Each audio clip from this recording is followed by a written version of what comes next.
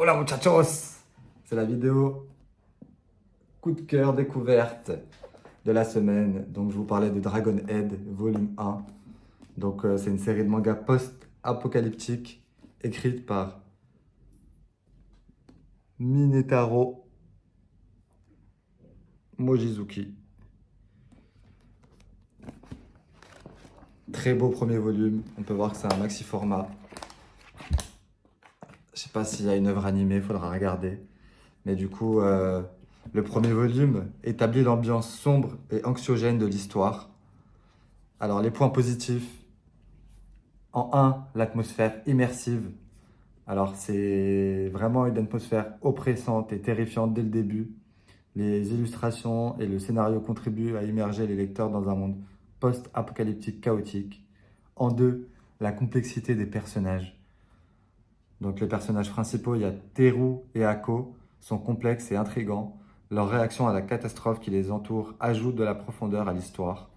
En trois, le suspense et le mystère. Le volume 1 pose de nombreuses questions sans fournir de réponse immédiate, ce qui maintient le lecteur en haleine et suscite la curiosité. Les points négatifs. En 1, la narration un peu confuse. Par moments, l'histoire peut sembler confuse avec des transitions abruptes entre les scènes. Cela peut rendre la compréhension de l'intrigue un peu difficile. En 2, violence et thèmes sombres. Dragonhead contient des scènes de violence explicites et aborde des thèmes sombres, ce qui ne peut pas convenir à tous les lecteurs. 3. Le rythme est assez lent.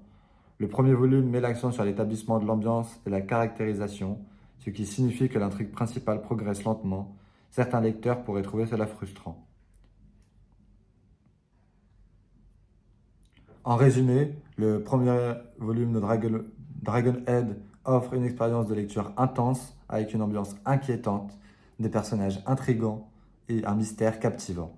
Cependant, il peut être difficile à suivre par moments en raison de sa narration et de son rythme, et il convient davantage aux lecteurs qui apprécient les récits sombres et post-apocalyptiques. Voilà, c'était là-haut pour Manga Together. On se dit à bientôt pour d'autres vidéos, d'autres coups de cœur. Ciao!